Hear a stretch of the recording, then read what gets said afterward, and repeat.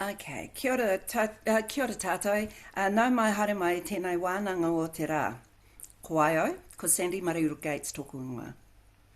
I'm the co-chair of the Health Coalition Food Expert Advisory Group, and it's great to have you all here with us today to be part of this Investing in Prevention Series 2026. Today's focus discussion is on access to healthy, affordable kai, or food, and what it will take to build a food system that supports the health and well-being of all whānau. We're really pleased to bring together both international and local perspectives for this conversation. But before we begin, I'd like to open with karakia. So me anoi tātou, which means to bow your heads down. Manawa mai te mauri nuku, manawa mai te mauri rangi, ko te mauri kai au. He mauri tipua, ka pakaru mai te pō, tau mai te mauri. Let the life force of the earth be present, let the life force of the heavens be present. I am nourished by this sacred, powerful life force. From the darkness, light breaks through. Let this life force settle here amongst us. We are joined, we are gathered, we are strengthened together. No mai, haere mai, hui e mai, tā ke mai, kia ora.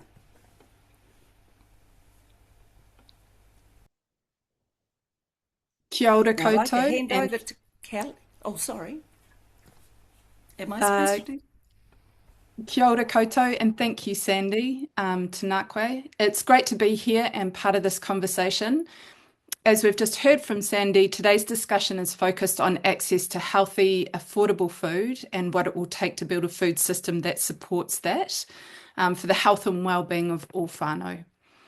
We know this is not just about individual choices. Access to good food is shaped by income, housing availability, and the wider food environment. And increasingly, it's becoming a central issue for health, equity, and prevention. We've got a really special panel with us today, bringing both international and local perspectives. Joining us, we've got Dr. Nick Rose from Australia, a leading voice on national food systems and policy.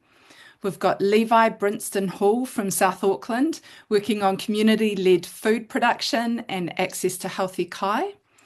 Dr. Kelly Garton from the University of Auckland. Her research has a focus on school food programs in Aotearoa, including ka ora, ka ako, and international models such as Brazil's national school feeding program. And we have Corey Hope from Wellington, who coordinates a network delivering affordable food and vegetables to whānau each week.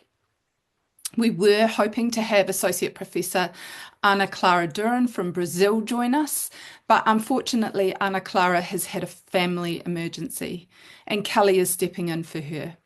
Thank you all so much for being here, especially to Kelly for jumping in at such short notice. We're going to run this as a moderated discussion with a series of questions to the panel, and we'll leave time at the end for questions and answers. If you have a question, please use the Q&A function at the bottom of your screen, and we'll bring those in towards the end of the session. So I'm going to start by asking you all the same questions. When a food system is working well, what does that actually look like for communities, for producers, and for health? Nick, let's hear from you first.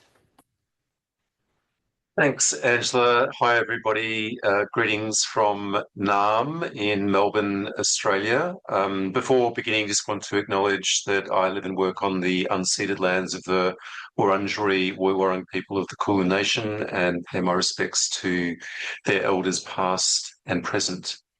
So when a food system is working well, we would know that by some simple facts, that everybody would be well fed, healthy, well nourished, that the soils and waterways and ecologies and life systems on which we all depend are flourishing and being healed and regenerated and restored, and that in our built environments we would have healthy neighbourhoods, We would have suburbs where we would see a diverse range of food retail outlets, particularly healthy food retail outlets, greengrocers, cultural grocers, and we'd also see a multiplicity of living food systems, food growing in the form of community gardens, community orchards, food forests, verge gardens, nature strip plantings, and so on.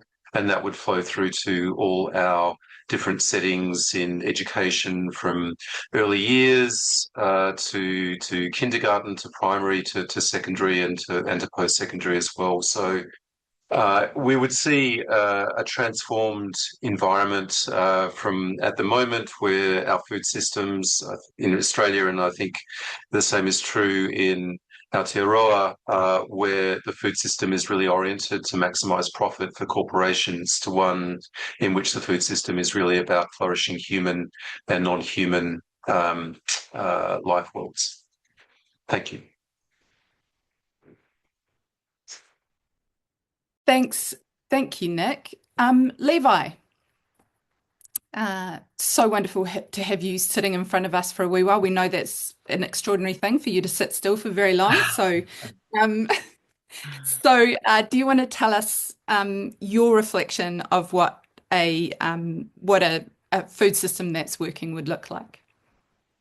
Yeah, thank you so much, and stoked to be here.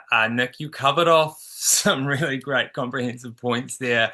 My dream for the food system really is that everyone is connected to land in which their food has come from. And they're also connected to the people that have grown their food and the processes that have been used to grow that food as well. All of those various elements, especially the processes of growing food, combine to create the physical health, but also the hauora and the well-being outcomes that are more associated around, a good, equitable food system.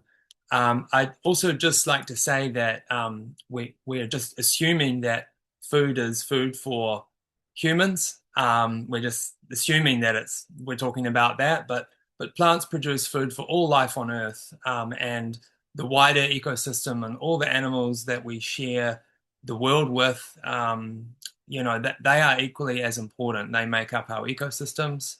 I myself practice organic biological agriculture, which basically, once you get into farming, you realize that it's not just the food, it's actually the health and well-being of the whole environment that we're encompassed by. Yeah, but for me, the food system really, I've chosen education. I think that's very, very important, and I think it should be through education at all levels, just like you mentioned, Nick. Beautiful. Thank you, Levi. Corey, we'd love to hear your vision. Tēnā koutou katoa, ko Corey tōku ingoa. Before I answer, I'd just like to acknowledge Dr. Jessica Hutchings and Joe Smith. My kōrero today is heavily influenced by their mahi and writings. And I'd also like to acknowledge the community in Cannons Creek and the wider Wellington region who've shaped my view on food systems that I'll be sharing with you today.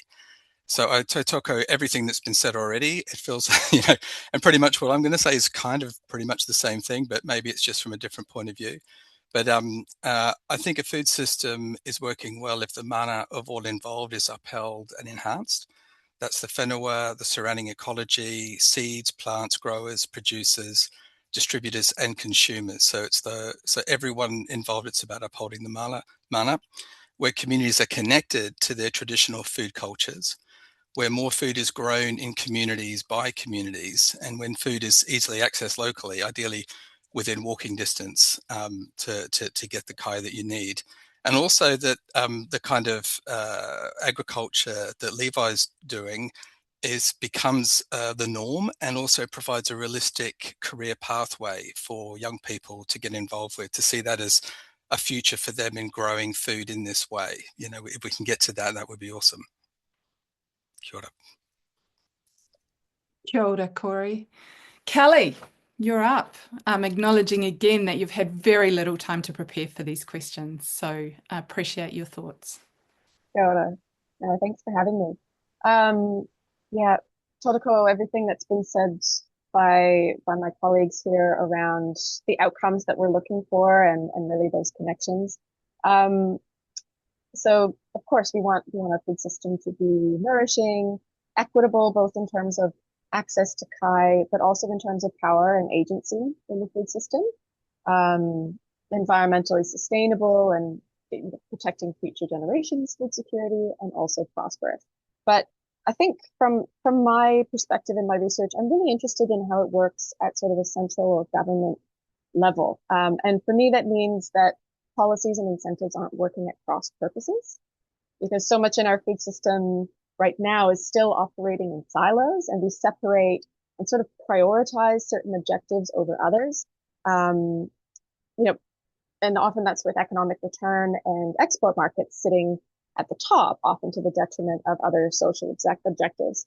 So with the example of something like food procurement policies for public institutions, which could involve, schools, but also hospitals, military and corrections facilities, for example, these can go much further than just feeding the people inside, but if it's done wisely, it can generate health and educational benefits for recipients and boost local economies and bolster sustainable food systems. So it's making sure that, we're finding synergies in this food system and really working efficiently to reach all of those outcomes. Thank you, Kelly. That's great. I'm now going to ask some individual questions to each of our panelists. And I'm going to start with Nick again. Nick, you've been working across food systems and national policy for some time now.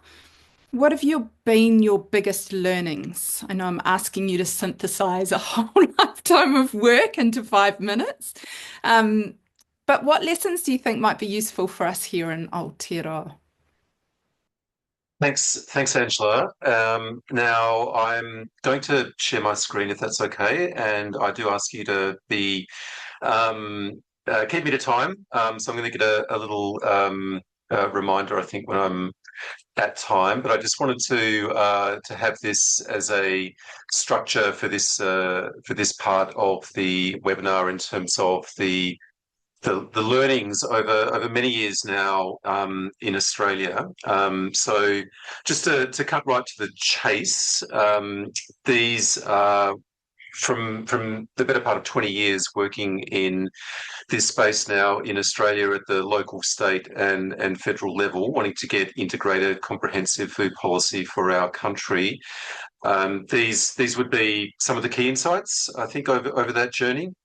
So as I understand it, currently there's no commitment either from the existing government in Aotearoa or any political party, and bearing in mind that they haven't actually made their policy announcements yet for the upcoming election. But if there is no commitment, a parliamentary inquiry we think is a useful mechanism to actually have a proper whole of country, whole of system debate on the question of food policy. So that's been helpful in our context here in Australia. For anybody involved in advocacy at whatever level, with an interest in achieving the outcome of a comprehensive and integrated food policy for the country, engaging in the public debate. So exactly what you're doing today with these kinds of webinars, with events, bringing people together in person. I know that's happening in different parts of Aotearoa already. Forums, submissions to any kind of inquiries, getting good relations with journalists, getting stories out there, podcasts, blogs, etc. All of that really helps move the discourse and move the agenda forward. When there is a commitment in the national government, in our case, this is being done by the Department of Agriculture, to actually cultivate and maintain good working relationships with the civil servants, with the bureaucrats who are guiding that process forward. And we and others have managed to do that with the DAF Food Security Strategy team. They're quite open to correspondence and to meetings, and that's been really helpful. At this point, the 6-pillar definition of food security and centering the human right to food as a matter of principle, we think is really important. And I would note that just as Australia did in 1978, New Zealand did ratify the International Covenant on Economic, Social and Cultural Rights, which contains the human right to food way back in 1978. But that needs to be incorporated into domestic law, and that has not been done. But you've already got the commitment that was made by the country nearly 50 years ago. Building cross-sector alliances, so beyond the food movement, to make common cause with farmers, with climate, with people working in environment, in health, to get as strong a coalition as possible, and also not waiting for the government to act, but taking forward work at the local and regional level, as I know is already happening in many parts of the country, as it is in Australia. So in terms of just a little bit of a brief history for those who aren't familiar, Australia had a go about 14, 15 years ago to develop a national food plan. This article by Rachel Carey and colleagues was a reflection on that, published a couple of years after that plan ended. And that last paragraph there is a salutary reminder that you do need strength in the coalition to really get your points across. And I've got the 1-minute warning, so I'm going to skip forward through these next slides, but I'm sure they'll be available to everybody afterwards. And here is my take way back in 2012 on what that national food plan was really all about, and that's the risk of the current iteration as well if we don't really foreground community voice as strongly as possible. So this is the roadmap through our analysis of the 2023 parliamentary inquiry submissions, those 4 points there. Here is the 6-pillar framework that is really important to ground this discussion. We can perhaps pick those up in further questions. The context that we're in Australia at the moment, I'm sure it's the same in Aotearoa, food banks just being swamped with demand and turning people away, very sadly.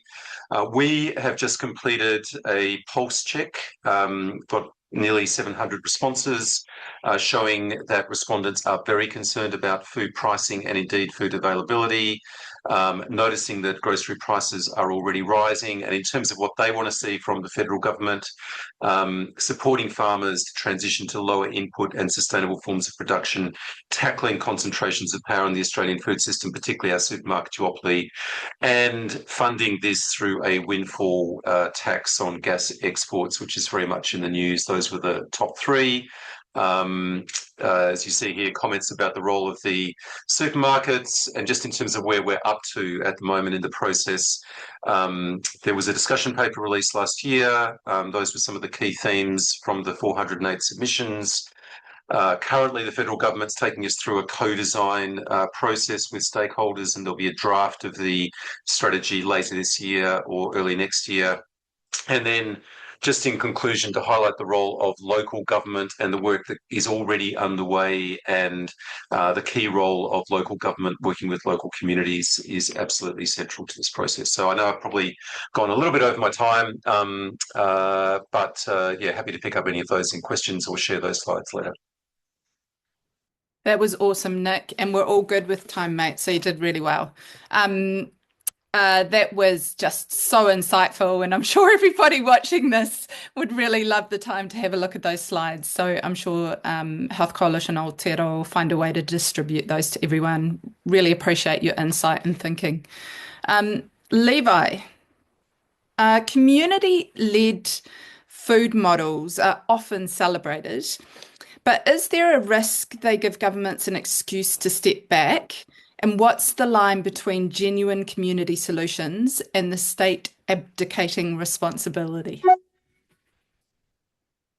Yeah, so that's a really big question. And just to disclaim to everyone in the beginning, I work on the true grassroots level. So I work with schools, community organizations and businesses to set up programs that teach people how to grow plants from seed. And one of the main distinctions I make in all my learning is that plants produce food.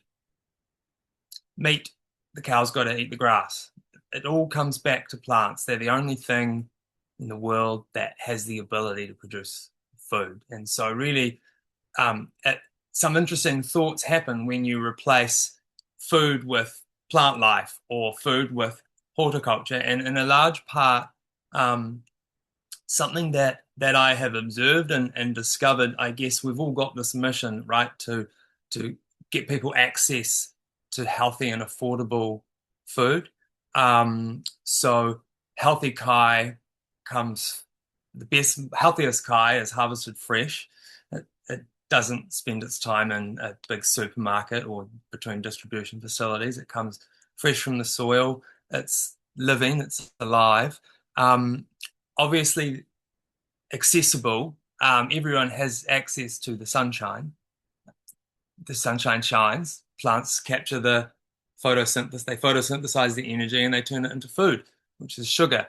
And obviously lots of other things happen to get the food product at the end. But really, since, I guess, the Industrial Revolution, and we had this globalized world and we've got food production coming in from everywhere, really people have become severely disconnected from food, from where their food comes from. And that is also tied in with a complete disconnection from nature and the natural systems that sustain them and sustain all life and all food for everyone on Earth. And really, I always come back to these really core values and these core distinctions where we have separated out with the government and everyone else has handed over food production to the economic systems that rule the world. And I observed that and I saw that a very long time ago.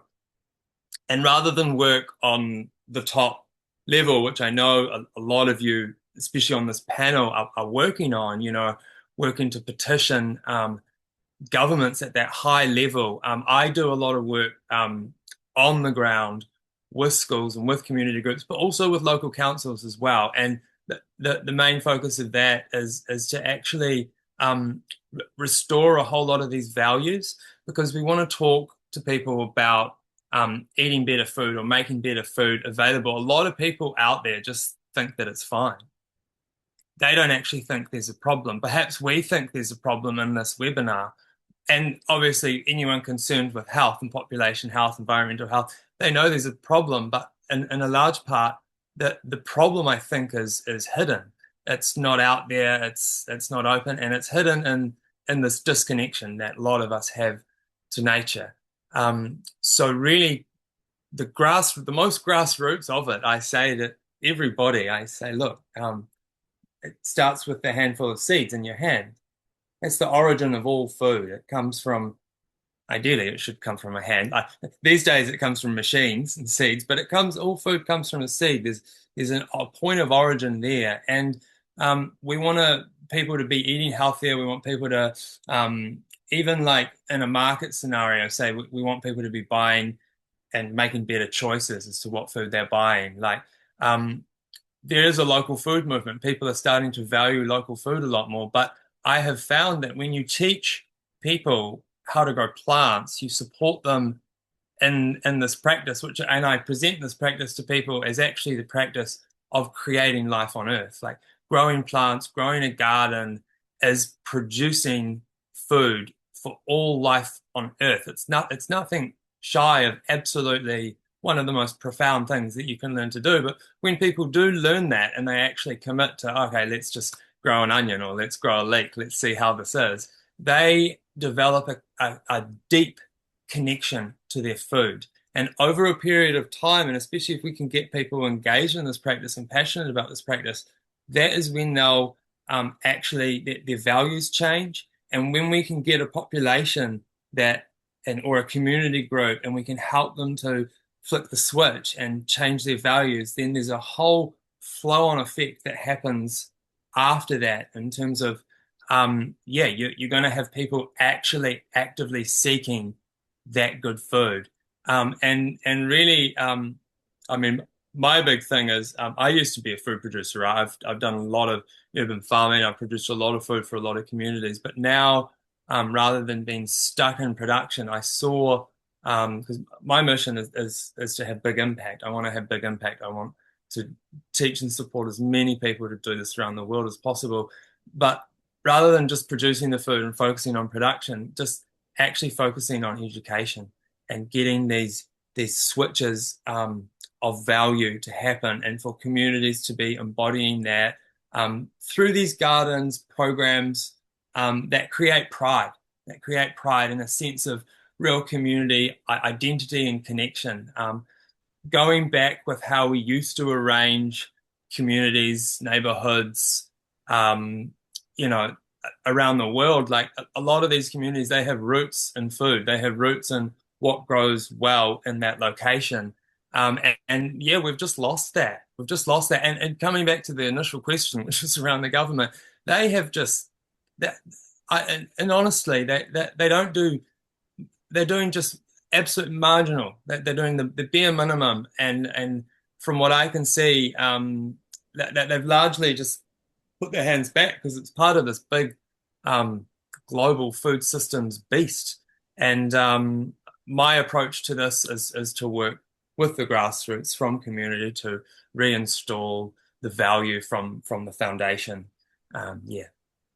Beautiful, Levi. So in other words, they just need to get out of your way.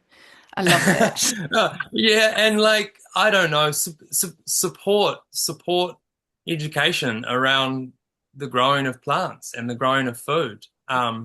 Really, it's just completely unsupported. It's not in the curriculum at all. Yeah, cool. Awesome. Thank you so much, Levi. Corey, so some argue the real barrier to healthy eating isn't food availability, but income, that people know what's healthy, they just can't afford it. Do you agree, or is it more complicated than that on the ground? Kia ora, Angela. I think, a large proportion of people do know what health eating looks like, particularly the older generations, and income is a barrier to people being able to make healthy food choices. I mean, I certainly fall into that category. I mean, I'd like to be able to afford to support organic growers in my area and things like that, but, the cost is too high at the moment for me. But, of course, it's much more complicated than that. And there are multiple factors. But one factor I'd like to pick up on is food as brand. So, part of the ongoing colonization of the food system by corporate food entities has driven this disconnection that has been touched on already a few times today. Levi just mentioned it, with traditional food culture. And it's implanted ultra-processed foods and convenience foods, such as takeaways, as the most desirable food options through, developments in food technology and extensive marketing campaigns. And even if people do have enough money to make healthy choices, many are understandably persuaded by this barrage of marketing, leading to people actively choosing unhealthy food, especially children. An example, when I work in the community, I always try to make a point of asking young people what their favorite food is. And more often than not always, but it's always a joy when it's a good answer. But a lot of the answers are KFC or McDonald's. So, sort of not seeing food as food. It's like food is a desirable brand or something like that. And I don't know if any of us has noticed this as well, but this really got my blood boiling. I was just on the website, on the web, looking at stuff or whatever, and an advert popped up by Burger King that was actively discouraging me, because it was directed at me, I suppose, to not want to cook. I think it said something like, you could cook ... or, and there was a big image of a plant-based Whopper, sort of thing. So I know they play a lot of humor into this space as well and stuff like that. And it's all, it's all just a bit of fun, it's all that kind of stuff. But I think there's underlying all of that is a very large profit-making machine that is not only destroying, having a major contribution to the destruction of the planet and climate change, but it's also destroying the health of our communities for sure. And we just see that everywhere. And then, of course, then it becomes the taxpayer who has to kind of stomp the bill for most of that through the health system and other factors as well. So I guess imagine what impact we could have in this space if we had the marketing budget of a McDonald's or a KFC.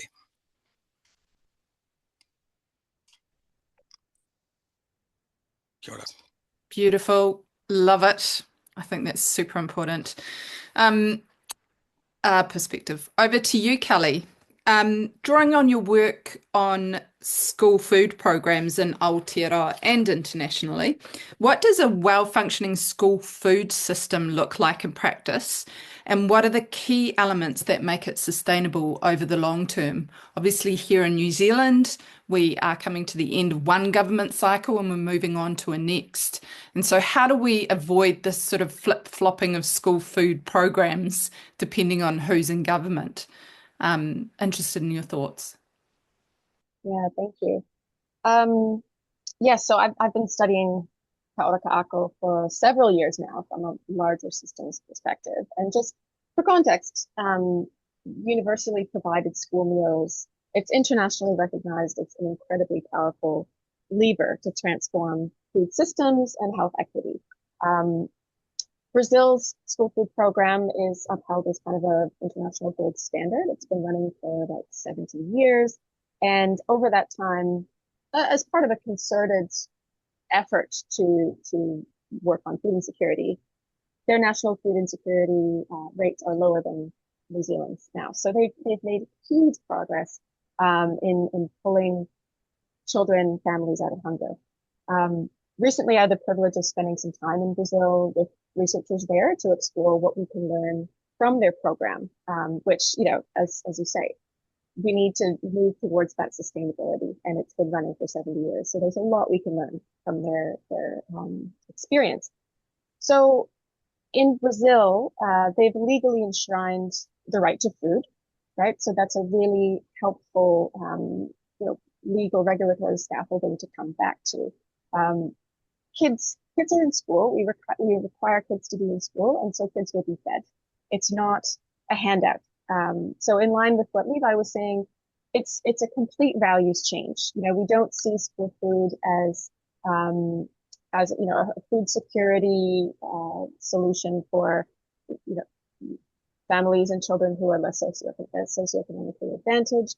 It's just something we provide for all kids. In fact, the research shows that all kids in these programs do benefit from school lunches, healthy school lunches, but the kids who do need it more tend to benefit more.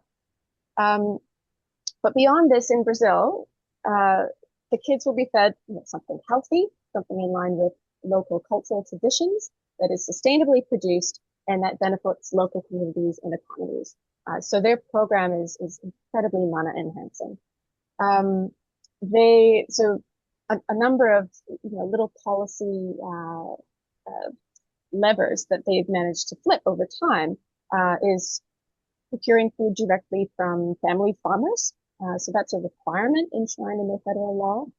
So from 2011, they required about 30%, minimum 30% of federal funding had to go to purchasing food directly from family farmers, prioritizing local, traditional, indigenous, and Afro-Brazilian communities. And these family farmers in Brazil tend to use much more environmentally sustainable production practices than larger conventional producers.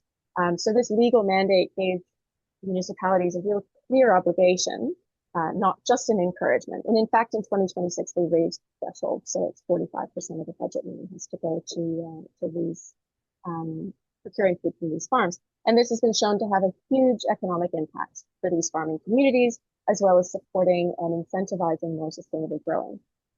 So over time, this has really become embedded in society as just something we do. There's a lot of support for it. And they've managed to sort of push the envelope over time into improving the program continuously. There's also a cap on how much funding can go to purchasing packaged ultra-processed foods. So it's really about providing fresh cooked meals to kids every day.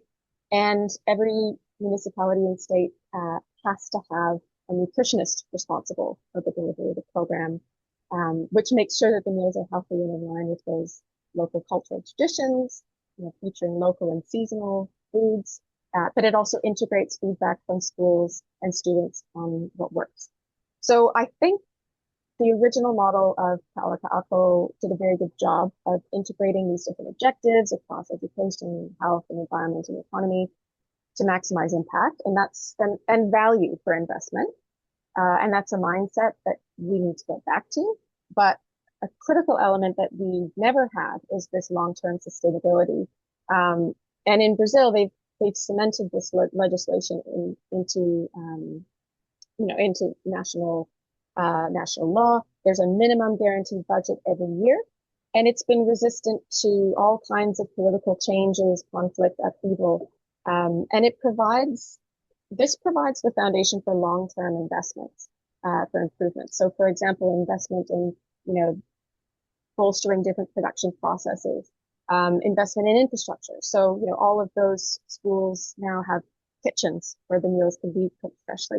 All of this requires some kind of guarantee that the program will run long term, as well as things like composting and recycling. If we want to reduce waste in the program, it's a lot easier to invest in reusable, steel containers if you know that the program is going to be running long term. So, yeah, I think what we've learned is that this really needs to be, we need to have a change of values around school food.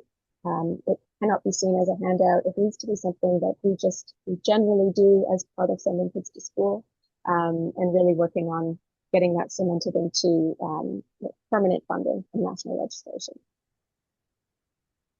Yeah, that's so awesome. That combination of cultural change, mandating or government rules and regulation around it, and a long-term view. Yeah, that would be wonderful and great reflections. Thank you, Kelly. I'd like to see what you're like with more preparation time, because you were pretty awesome with that, Eni. So there we go. Thank you. Really appreciate it. Okay, we are going to move to a question for you all. We've talked about the fact that our food system's purpose used to be to feed us, but what we've seen is that it's become profitized. So this idea that its core purpose is to make profit from. And when that happens, equitable access to healthy food suffers. So what concrete steps can move us toward a system designed around human health and well-being instead of making a profit from our food system? I can see Levi grinning, so I suspect he has something to say about this. So I might start with you, Levi. You've just got 1 or 2 minutes to share your thoughts around that.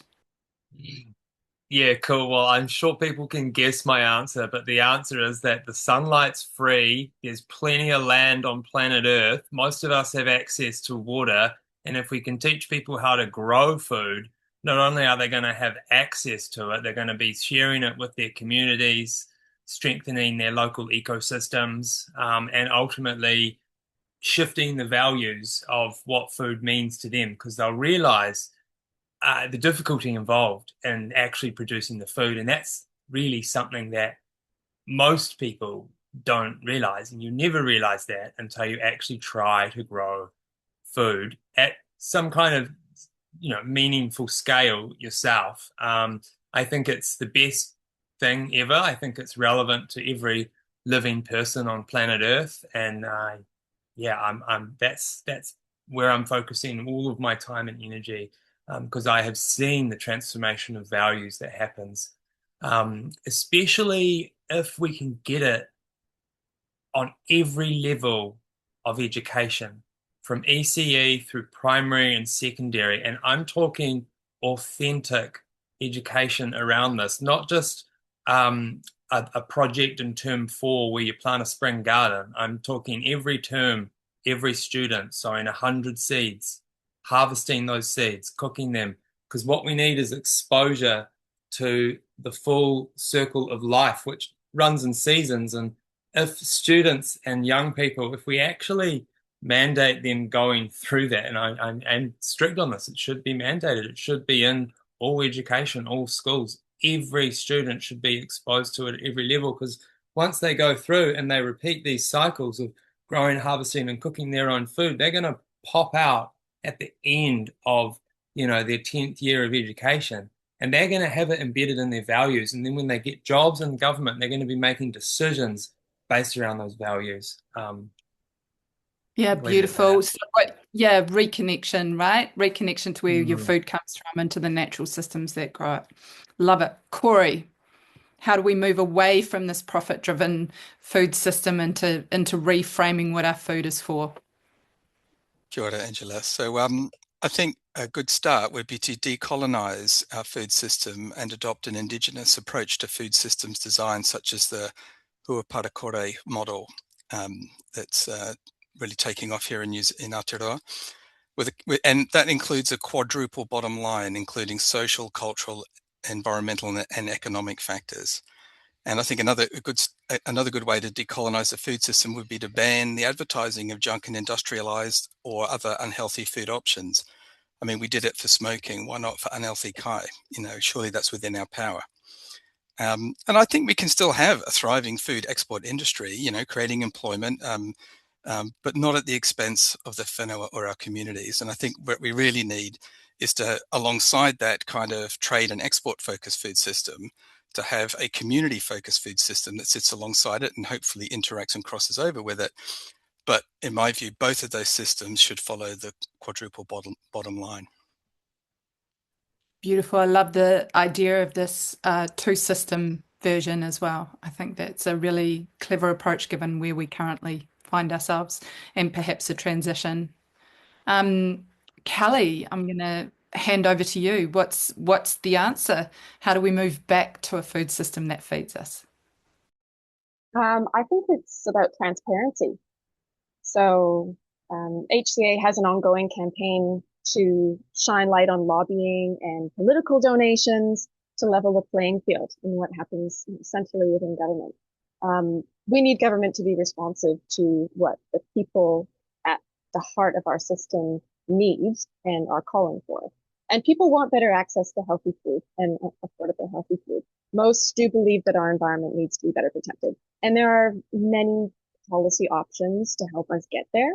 And what we've seen, unfortunately, in the last 10, 15 years is this real policy inertia of, it's so challenging to get things off the line. And, we really need our politicians to be accountable and our political parties to be showing where they're getting their donations from, who's really influencing these decisions behind closed doors. And I think that's owed to everybody. Beautiful. Love it. Transparency, so key. Nick, how do we move away and back to our own food and health for us and a system that feeds us? Great question. Huge question.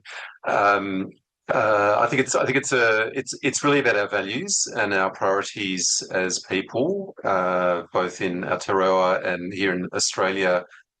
We have a food system, as you've said, that is really about optimising and maximising profit for very powerful corporations. So moving away from that, I think, requires a collective decision as society that we want to prioritise our own health and well-being and ecosystem integrity and flourishing. Like that's the fundamental choice that we're faced with. And I think in this current moment, this crisis that we're in, which is going to get significantly worse in the coming months, that choice is going to become very, very stark indeed.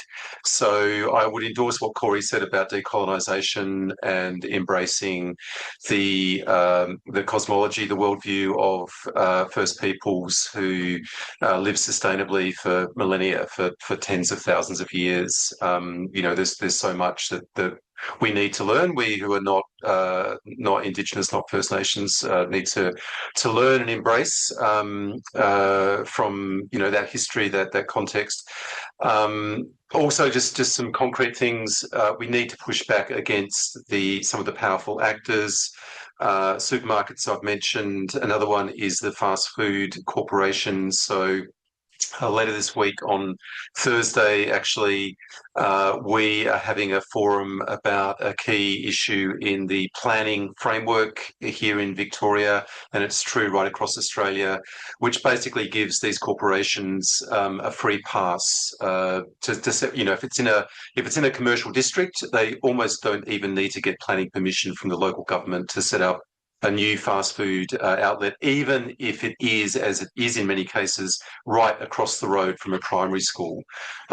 This is a predatory and harmful industry that is only concerned about profit maximisation, and we need to be saying, in terms of our planning framework, health and well-being and food security, particularly for vulnerable and young people, has to be a top priority for local governments in making these decisions about land use planning and built environment. So that's a really concrete push that we're having right now in Victoria.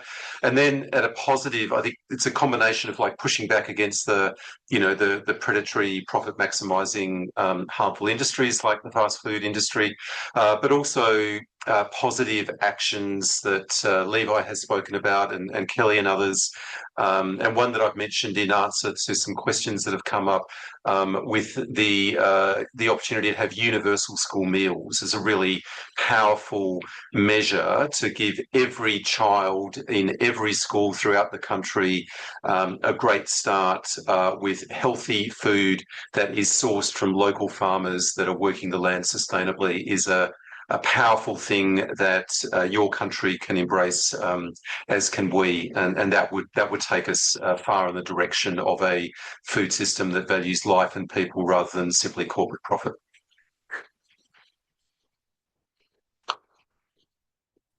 Awesome answer. Thank you, Nick.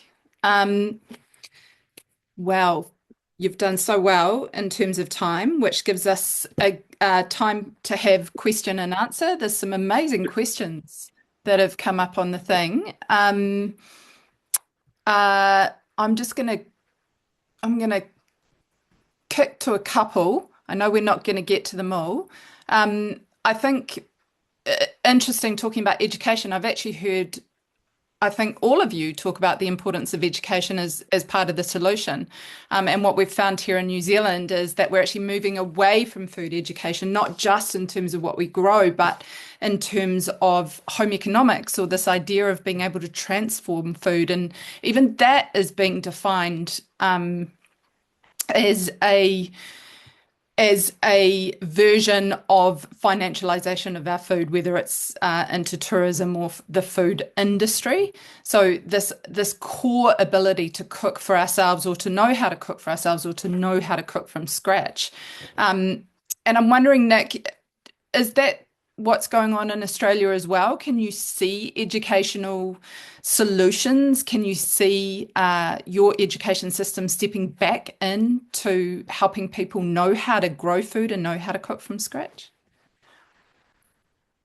It's pretty fragmented and piecemeal. We have got the advantage of a really great national not-for-profit called Stephanie Alexander Kitchen Garden Foundation. Stephanie Alexander is a pretty renowned chef and has got some very popular cookbooks, but she a while ago now set up a foundation called the Kitchen Garden Foundation to intentionally bring food growing into primary schools across the country and have dedicated teachers who are working with primary age kids to help them learn about food growing as well as food preparation and cooking and healthy diets and meals. So they have got significant traction. They recently got extra support from Vic Health, Victorian Health Promotion Foundation, to expand their reach in Victorian schools. So that's one example. I also put, in answer to one of the questions on this, a link to School Food Matters in Tasmania. So Tasmania is the only Australian state where the state government is actually working with a not-for-profit, School Food Matters, to actually get school meals programs. They started off a couple of years ago with a pilot in about 20 schools around the state. They're now going to treble that, I believe, in the coming 18 months. So there's some really good progress that's being made in Tasmania. But what we really need, and I think this is the opportunity for us with the National Food Security Strategy being created now, is, a proper national commitment and proper funding in the order of, I think it's been costed about $3 billion to actually have a, universal coverage in every public school right across the country. So it's a work in progress, is what I would say. Yeah, awesome. Kelly, do you see education playing a role in school food programs elsewhere? Absolutely. A really fantastic example is in Japan. So they've got a universal school meal program. They involve the kids in preparing the food, and that's part of their, that's part of their role. They take turns going to the kitchen, getting the food ready. They serve their classmates. It's really embracing that culture, and giving kids the tools they need to feed themselves well, into the future, and to care for their environment, and, to respect and appreciate food in the long term. So there's so much we could learn from that. And I think it's a real missed opportunity that we're not integrating into the curriculum. Yeah, and we can see, there are programs in New Zealand like Garden to Table, or opportunities for primary school children to learn more about where their food comes from, how it's grown. But Levi, I know that's, in terms of your mahi or your work, something you feel really strongly about. And it seems to me we have some level of education for some schools with limited funding, limited resource, but it all kind of drops off a cliff when kids get beyond primary school. And what's the opportunity for that next stage in life?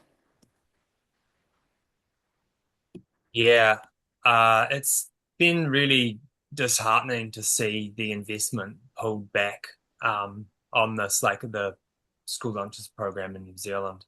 And I have also personally seen the impacts. Manurewa High School, the school that I run programs at 3 days of the week, they do 2,500 hot meals a day from an in-house catering team. 15 of them cooking, and all the students get a hot meal every day, and the lines are for, they just go on and on and on, and you can see there's just absolutely no question when you're there, the benefit that these students are getting from it. It's amazing. But yeah, it's because I work with schools right the way through it, and definitely a lot of ECEs and early childhood education centres engage with food, and a lot of primary schools engage with food. I believe that the programs that they run can be a lot more authentic and can be a lot more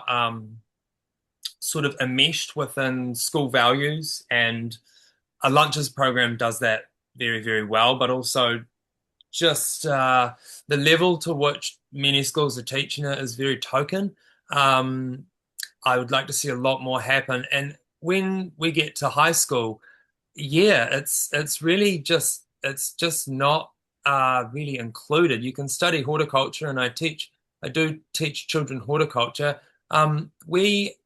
For high schools, it's largely up to the principal and the board, and you're looking at community members that are leaders, and that value food, and it's those people that and put their hands up to, they see the value in it and they make it happen. They burn that, they clear the space and they make it happen because they prioritize it. There is very little investment, and there's also like not a huge range of programs that are out there on offer for high schools to really do well in this space. The one we run at Manurewa High School, so it's a 6,500 square meter field behind me, and it's like an outdoor living classroom. So we actually have students that come through that. They learn NCEA horticulture, and we get them practicing that at a really high level. So every student, they come finish their year with me, and each one of those students has sown and planted over 1,000 seedlings each over the duration of every single term and every single season. The idea here is that really trying to actually engage it and into their values, but also just show them that you can actually produce food for your family, for your wider community. And if you wanted to, you could start a business. You could be a custodian of the land. You can produce food at scale, and you can have that be your job. We've found some amazing outcomes in that program, the NCA program, because once students become teenagers, it's a bit more hard to teach them. There's more complications that pop up, especially in lower decile areas such as Mount High School as well. But for our elective that we do every week on a Wednesday, it's a wānanga, it's an elective program. We have our own version of garden to table within the high school. So we've got this big field, right? And so we grow kumara, pumpkin and squash. Last year we grew over 700 kilos of pumpkin and squash, and the location for that harvest was straight into the food technology. Food technology have budget to buy food from large food companies in New Zealand, and they spend that money. And with the school now growing all of its own pumpkins, they can just shift the budget between it. And what we actually have is a really strong value-added educational piece here, where I have a curriculum growing pumpkins and kumara with students over 6 months. So over the end of term 4, start of term 1. And then I give that to the food technology program, and those same students that have been with me, they pick up the pumpkin, they see the pumpkin in their hand, and their mind goes, oh, hang on a minute. I was there when I planted the seed. I was there when I harvested this. Now I'm learning how to cook it. So it's really strong, but really, like, there is no cohesive program to teach this in New Zealand. There should be. And really, there's so much strength that one of these programs can actually add to the curriculum. I spend a lot of time with schools really trying to work with them to put these programs in place. And a huge thing that a whole lot of these projects get wrong is they start the separate food growing project or the separate garden project, and they don't look at how can they make it relevant to the curriculum that's currently being taught. How can they add value? How can they lessen work for workload and teachers and strengthen outcomes? And really, that's what I do. Yeah, that's awesome, Levi. We're just going to move away from education for just a minute to talk about the connection between food and health. And this is going to be one for you, Corey, just to give you a heads up. So the question is, the fact that our levels of cancer, heart disease, obesity, etc., are so high in Aotearoa, my view is that most people have no idea what healthy food is. Do you think that's, Corey, do you think that's true? And is that the physical starting point? Well, I guess, what do you mean by most? I mean, I think it's a generational thing, and I think really what seems to have come out of this korero today is around the education, and I totally agree with that. We have Kamatua come through here and things like that, and lots of people know what healthy food is or looks like, but they just they don't have the money in their pocket to be able to afford